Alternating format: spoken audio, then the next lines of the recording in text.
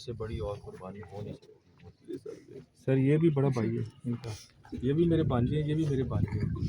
یہ اس بچے کے شادی عید کے بعد کرنی تھی. اچھا پچھلے مہینے ایسی منگنی کی تھی. یہ اس بچے نے اپنی سسٹر کو دی تھی. فیملی دو میں میری بہن.